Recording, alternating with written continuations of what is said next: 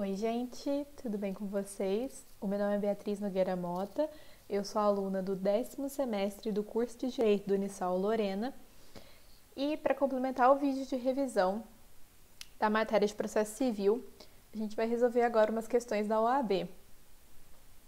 Qualquer dúvida que vocês tiverem sobre as questões ou sobre a matéria, é só me mandar um e-mail ou então uma mensagem via WhatsApp pelo número que eu mandei para vocês lá no grupo da sala. Alguns recadinhos antes de a gente começar esse vídeo. Todas as questões múltipla escolha que vocês vão ver aqui, elas foram retiradas da prova tipo 1, que é a prova branca. Para quem não sabe, na primeira fase, a OAB, ela faz 5 tipos de prova para evitar, a cola. Então, se vocês quiserem ir atrás dessas questões, é preciso olhar a prova tipo 1. Porque se vocês forem nas demais, vai estar em outra ordem e as alternativas também. Então, às vezes, pode dar aí algum probleminha entre os slides e o que está lá. Segunda coisa, já que vocês estão no 4º ano e para quem vai prestar a OAB, eu acho válido vocês darem um pause no vídeo quando aparecerem as questões, tentarem responder e então voltar para assistir a resolução e o porquê da resposta. Assim, vocês vão treinando como a OAB cobra e fixando melhor a matéria também. Queria lembrar vocês que esse vídeo é uma complementação às aulas do Fred, então não deixam também de ler a doutrina e ler o CPC, já que a maioria das questões era embasada na letra do código. Então, vamos lá começar. Primeira questão. Aqui a gente tem Alfredo, ele propôs uma demanda contra João, certo? E aí, para embasar esse pedido, ele entregou provas contundentes, ou seja, ele tem um lastro probatório maior, ele tem provas que vão demonstrar tudo aquilo que ele está pedindo. E aí o advogado, ele requer a concessão de uma liminar, ou seja, uma tutela provisória. Mas esse é o ponto das questões sobre tutela. A gente precisa saber quais são, E aí, essa tutela é concedida com base em tese firmada em julgamento de recurso repetitivo, ou seja, o IRDR que a gente vê lá nos últimos semestres, quando a gente está falando de recursos.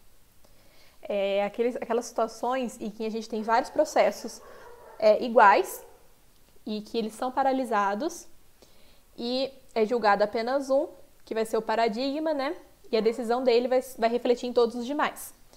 Esse é o RDR. Só que o juiz, ele indefere essa liminar com fundamento de que não existe urgência para o requerimento, certo? Então, a gente precisa agora analisar qual é esse tipo de tutela e quais são os requisitos dela, para ver se o juiz agiu de forma correta ou não. Porque é isso que o enunciado quer. Ele quer saber se a decisão está o quê? Correta ou incorreta. Vamos analisar o código e vamos ver qual que é a questão correta. E é a letra B. E isso a gente pode ver no artigo 311 CPC. Esse artigo é o responsável por tratar sobre a tutela de evidência, que é o caso desse enunciado.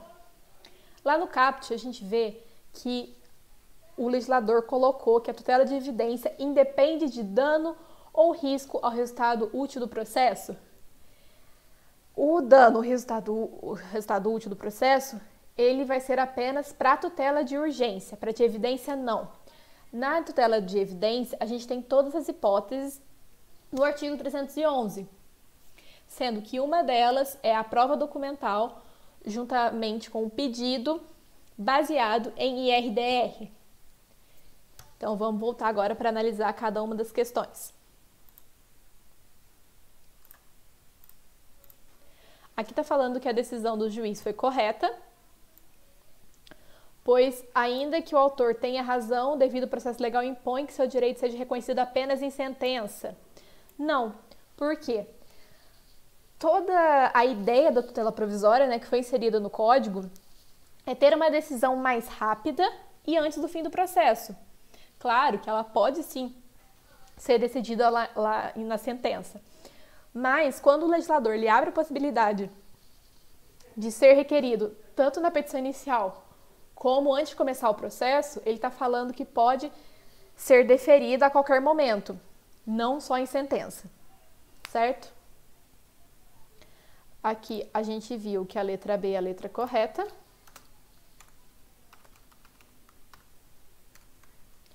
Vamos agora analisar a letra C. Está falando que é correta a decisão do juiz, pois a liminar só poderia ser deferida se, em vez de tese firmada em sede de recurso repetitivo, houvesse súmula vinculante. Não. Se vocês lerem os incisos do artigo 311, vocês vão ver que o IRDR é sim uma hipótese que o legislador traz para a parte. Então, não é apenas súmula vinculante, mas também o IRDR. Letra D. Incorreta, pois a tutela de evidência sempre pode ser concedida liminarmente. Não é sempre, gente. A gente vai ver mais pra frente que tem uma das hipóteses que é necessário a oitiva do réu. E quando a gente fala em decisão liminar, a gente está falando sem a oitiva do réu. Então, não é sempre que ela vai ser concedida liminarmente. Em um caso, é necessário a oitiva do réu. Assim, nesse caso específico, não é liminar, certo? Então, ela pode ser concedida de forma liminar em algumas hipóteses, em outras não. Letra B. Incorreta, pois se as alegações de fato puderem ser comprovadas apenas documentalmente e houver tese firmada em julgamento de casos repetitivos, como no caso, a liminar pode ser deferida. Correto, porque é o que está lá nos incisos do artigo 311. Vamos para a próxima questão. Aqui está falando que o seu João, ele tem um plano de saúde, certo? E aí ele começou a sentir algumas dores, passou um pouco mal e ele foi encaminhado para UTI, porque ele tinha o quê? Risco de morte, certo? E seria necessário essa internação. Só que o plano de saúde, ele não autoriza a internação, porque não havia cumprido o período de carência, certo? Só que aí, um dos filhos do seu João, que é advogado, ele vai elaborar uma ação para recorrer dessa decisão, né, do plano de saúde, para poder ser feita a internação, já que o seu João possui um risco de vida aí. E eu pergunto para vocês, qual que é a tutela nesse caso? Vamos fazer aqui uma diferença. A gente tem, né, a tutela de evidência e a tutela de urgência.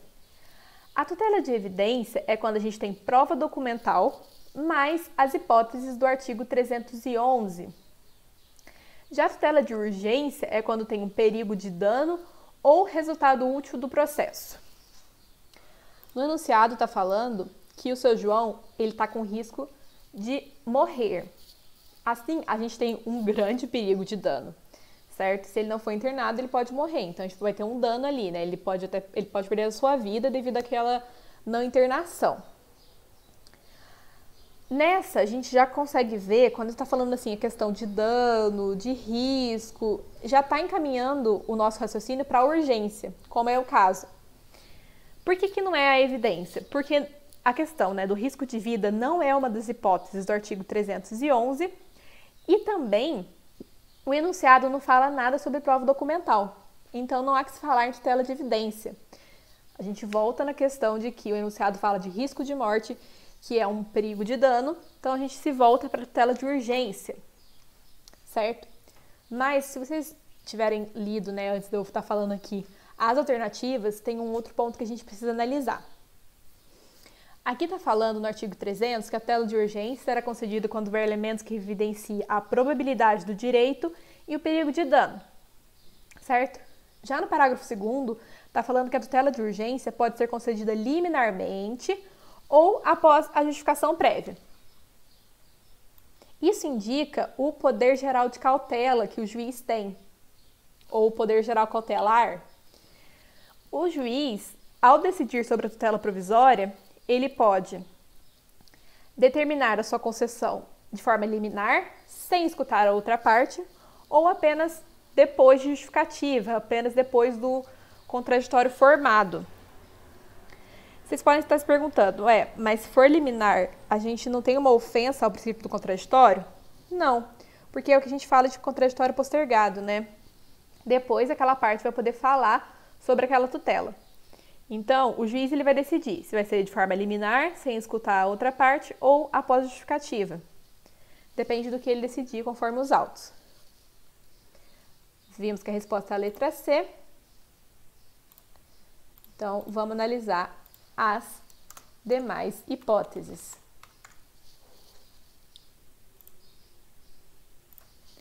Aqui está falando que a tutela de urgência deve ser deferida, tendo em vista que os princípios da cooperação e não surpresa que regem a condição processual vigente após a prévia oitiva da representante legal.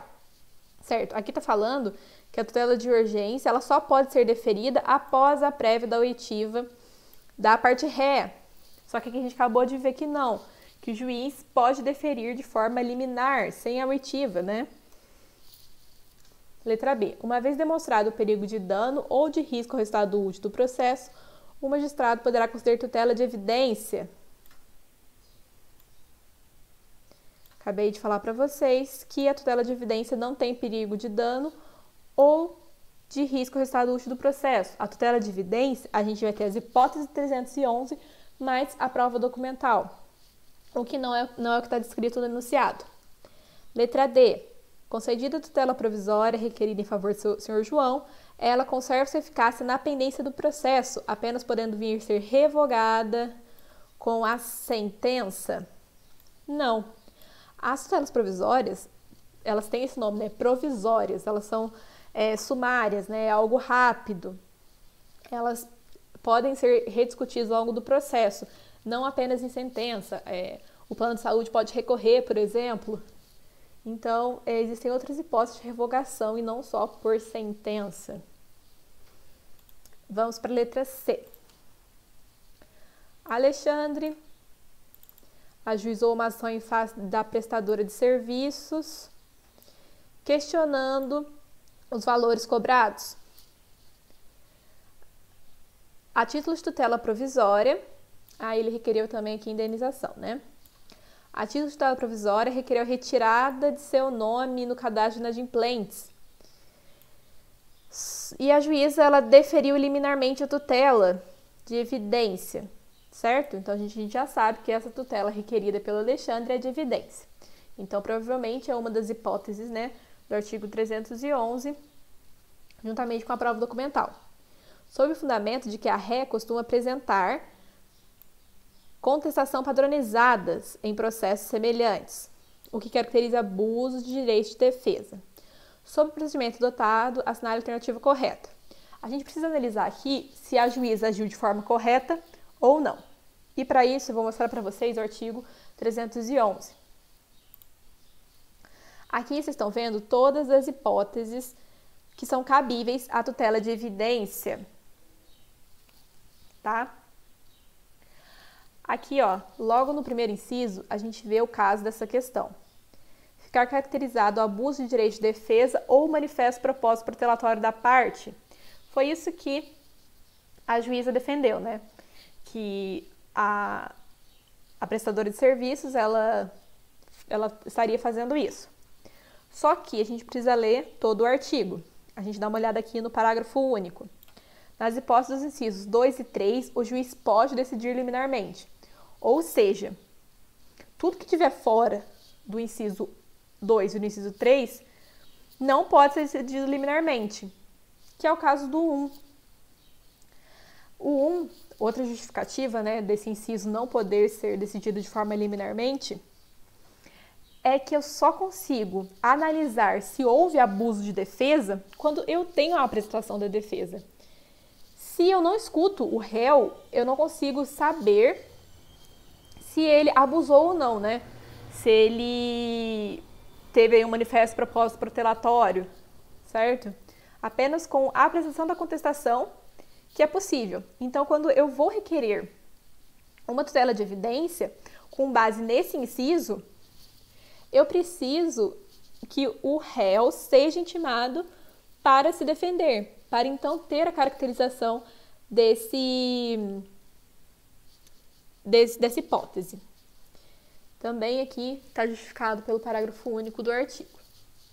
A gente vê que a resposta é a letra D. Vamos voltar e vamos analisar as demais. Aqui está falando, o juiz errou ao conceder liminarmente tutela de evidência, até aí tudo bem, na medida que é somente cabível quando a súmula vinculante. Acabamos de ver que não, que existem outras hipóteses que o código traz. O juiz acertou ao conceder liminarmente, já sabemos que não, pois a apresentação de contestação padronizada em outro processo configura abuso do direito de defesa. Não. O próprio artigo do código, ele traz um impedimento para a concessão liminar. E também não tem como haver essa caracterização se não for apresentada. O juiz acertou conceder liminarmente a tutela de evidência, uma vez que, assim como na tutela de urgência, é dever do juiz conceder independentemente da oitiva do réu. Mais uma vez não, né? Basicamente o que eu acabei de falar na letra B. Agora a letra D, que é a correta. O juiz errou ao conceder liminarmente a tutela de evidência, pois é necessária a oitiva do réu antes de concedê-la, com fundamento no abuso de direito de defesa. Eu só analiso o abuso de direito de defesa se eu tenho uma defesa para ser analisada naquele processo. Agora eu separei para a gente duas questõezinhas que são da segunda fase da OAB, né, que são questões dissertativas. Vocês verem aqui, eu só coloquei a letra B, porque a letra A é de direito material, então é relacionada ao Código Civil, ao Código de Defesa do Consumidor ou alguma outra lei esparsa. E geralmente, para quem vai querer a segunda fase em civil, né, isso é bem comum, uma questão de direito material e uma questão de direito processual. Então vamos fazer uma análise aqui dessa questão. Aqui está falando que o Roberto, ele quer adquirir um carro novo, mas ele está achando aí os juros do banco muito altos. Então, ele vai até Lúcio e pede um empréstimo no valor de R$10.000 sem prazo, certo? Sem prazo para devolução desse dinheiro. E aí o Roberto vai lá e ele compra o automóvel. Depois de 20 dias, o Lúcio, que foi quem emprestou o dinheiro para o Roberto, descobre que o Roberto, ele está sem emprego, certo? Ele perdeu aí a fonte de renda que ele tinha e que o Roberto também está se desfazendo dos seus bens. Então é estranho, né? Se uma pessoa está devendo para outra, como que ela se desfaz dos seus bens? E aí, quando o Lúcio procura o Roberto, eles não conseguem resolver a situação. E aí o Lúcio, ele procura um advogado. Então a gente precisa entender, né, o que o Lúcio precisa para evitar que o Roberto não pague ele, certo? Aí o enunciado já indica que a gente vai precisar de uma tutela. Ó. Qual espécie de tutela poderia ser requerida por Lúcio para evitar a frustração do processo? Então a gente tem que pensar qual tutela provisória vai ser utilizada para esse caso, né? Se é a tutela de evidência ou se é a tutela de urgência. E se for a tutela de urgência, a gente precisa analisar qual das tutelas que serão utilizadas. Vamos olhar o padrão de resposta da OAB. Aqui está falando que o Lúcio poderia requerer uma tutela de urgência cautelar em caráter antecedente nos termos do artigo 301 ou 305 do CPC, certo? Quando a OAB coloca assim, gente, é que pode ser um artigo ou outro. Vai ter a pontuação de qualquer um deles. E assim, por que é a tutela de urgência cautelar? Porque no 301 fala que a tutela cautelar ela vai ser efetivada mediante arresto, sequestro, arrolamento de bens, registro de processo contra a alienação de bem e qualquer outra medida idônea para a asseguração do direito. Por que isso? Todas essas medidas aqui que a gente falou são medidas que vão impedir que a parte se desfaça de seu patrimônio. Então, é isso que o Luz precisa, que o Roberto pare de se desfazer do patrimônio, porque dessa forma ele vai conseguir quitar a sua dívida. Certo? E aí aqui ele fala que é de forma antecedente, porque ele pode fazer só o pedido cautelar, né? Só o pedido de tutela e aí depois formular o pedido principal. Então, com a tutela provisória de urgência cautelar, a gente consegue impedir o desfazimento dos bens, que é o que o Lúcio precisa conforme o artigo 301. Já o artigo 305, gente, ele está falando que a cautelar ela pode ser requerida de caráter antecedente, né? Que é o que vai ser feito no enunciado. E indica só a questão, né? De como será feito esse pedido. Vamos para a nossa última questão. Aqui está falando que a Maria Clara e o Jorge, eles tiveram uma filha, que é a Catarina, certo? E que ambos contribuem para o sustento da criança, tá? E aí o Jorge, ele ficou desempregado e não possui qualquer condição de promover não consegue promover a subsistência de Catarina, né? E só a mãe não consegue arcar com os gastos. Então é necessário também a ajuda do pai, né? Aí tá falando aqui que o Jorge ele reside com sua mãe, Olivia, que ela trabalha, tem condições financeiras. E fala que a Catarina tem um irmão, né? O irmão mais velho. Tá. Com base, então, nos fatos, responda os itens a seguir. Toda essa historinha aqui, gente, da questão dos alimentos, de quem que é parente, quem tem condição e quem não tem, é porque a letra A dessa questão é uma questão baseada na lei de alimentos, né? Que é quem deve alimentos para quem deve ou não pagar, tá? Mas vamos para o que importa, que é a questão da tutela aqui na letra B.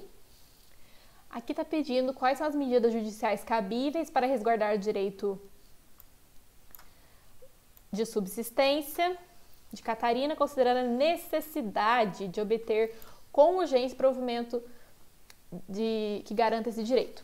Então, vamos lá. Aqui já está dando indícios de qual tutela a gente vai utilizar. Porque está falando de necessidade, certo? Está falando de precisar. Quando a pessoa está em necessidade, isso pode gerar um dano. Vamos pegando essas palavras-chave do enunciado. Vamos ver o padrão de resposta. Catarina pode propor tutela provisória de urgência em caráter antecedente, visando a obtenção de alimentos com base no artigo 303 do CPC. Vamos lá. Lembrando, tutela de urgência, a gente precisa, né, da questão do fundus moniuris e do periculo in mora, que é o que está sendo demonstrado no enunciado, né? Aquela criança, ela precisa daquele alimento para sobreviver, então ela precisa daquilo lá o mais rápido possível. Aí, a gente tem a questão do perigo de dano, e por isso que a gente tem uma tutela provisória de urgência. E a OAB pediu, né, como resposta o artigo 303 do CPC, que fala qual é o seu procedimento, né, e quando ela vai ser antecedente, como deve ser requerida. Bom, gente, essas eram as questões de hoje. Muitíssimo obrigada por ter assistido até aqui. Depois a gente vai ter um vídeo mais relacionado ao conteúdo, né, do que com questões. Só queria deixar aqui um ponto com vocês, que eu esqueci de falar no começo, que a questão de tutela provisória, se vocês forem ver, assim, ela caiu de forma esparsa, né, nas provas. Uma prova caía, outra não, assim como na segunda fase, tanto na primeira. Mas é importante a gente ficar de olho, porque pode ser cobrado também em peça da segunda fase, não só em direito civil, mas também em outras matérias que utilizam o CPC de forma subsidiária. Então é importante ter bem claro, né, essa diferença e entender qual que são as hipóteses de cada uma. Muito obrigada, gente. Até o próximo vídeo.